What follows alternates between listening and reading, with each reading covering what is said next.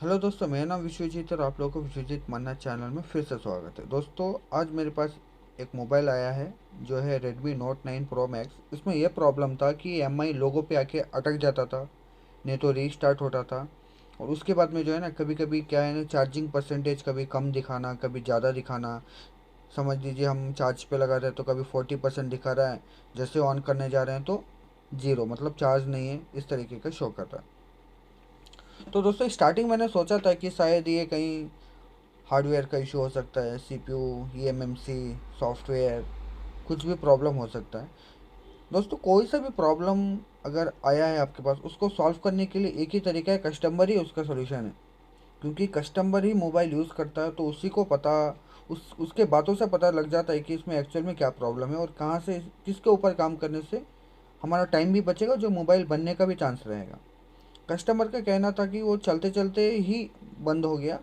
तो मैं चलते चलते ही मतलब बंद हो गया ऑटोमेटिक, उसके बाद में रीस्टार्ट होना शुरू हो गया, पूरा ऑन नहीं हुआ। तो इससे तो मुझे एक बात पता चल गया, चलते चलते हुआ है तो मोबाइल तो हाथ से गिरा नहीं होगा, जिसकी वजह से हमारा जो सीपीयू और रैम में कोई दिक्कत नहीं आया होगा।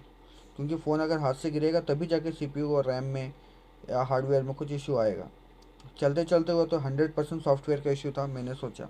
तो मैं फ्लैशिंग करने के लिए भी गया तो फ्लैशिंग नहीं हो रहा था, टूल में एरर आ रहा था। तो मैंने सोचा शायद कहीं फाइल का प्रॉब्लम होगा। तो मैं सोचा कि कभी कभी ऐसा प्रॉब्लम में क्या होता है ना, सीपीयू को निकाल के रिबॉलिंग करने से भी काम बन जाता है।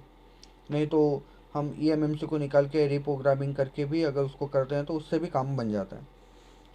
तो मुझे एक ख्याल आया बाद में, क्यों एक मैंने फटक से मुझे एक फ्लैश आया कि ये जो है ना, कस्टमर का कहना क्या था, कभी कभी चार्ज अगर 40% भी रहता है तो ऑटोमेटिक जो है ना जीरो हो जाता है, या 60-70% है तो 30% दिखा देना।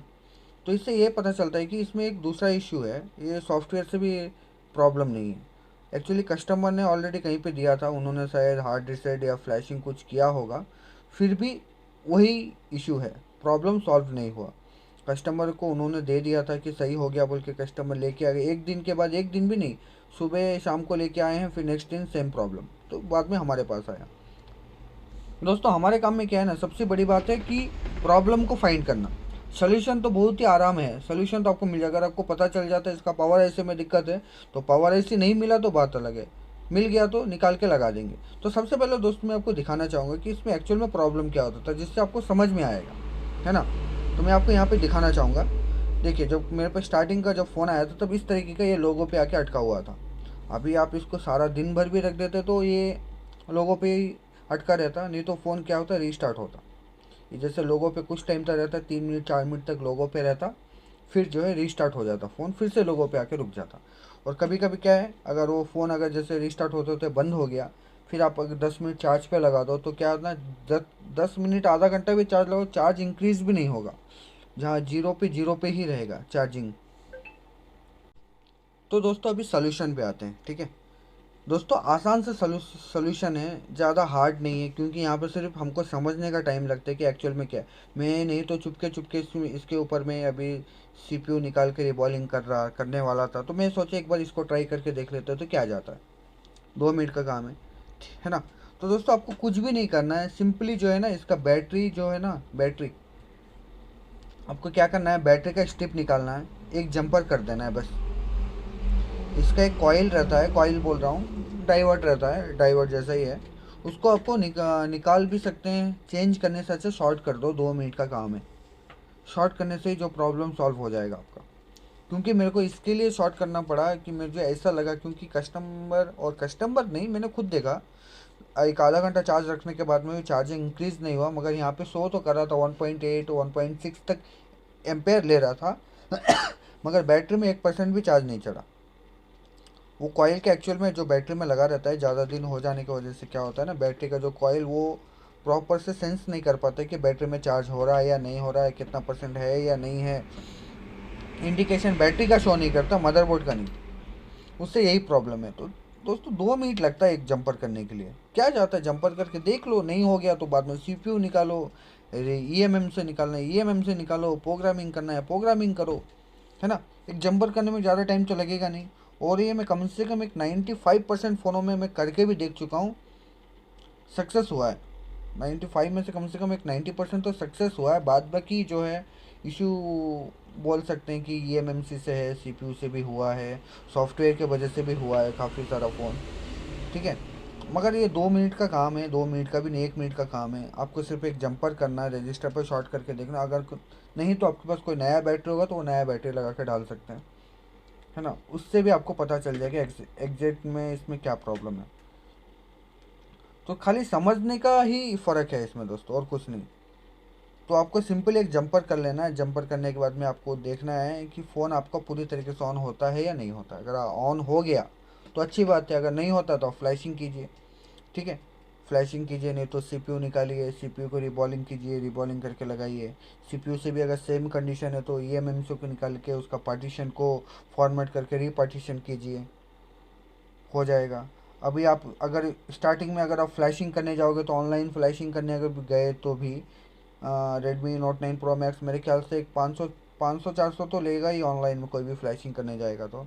और उसमें क्या रिक्स होगा, चाहे आपका फाइल मतलब फ्लैशिंग सक्सेस हो चाहे ना हो, कोई एरर आ जाए, किसी वजह से कुछ प्रॉब्लम आ जाए, फिर भी आपको पैसा पे करना पड़ता है।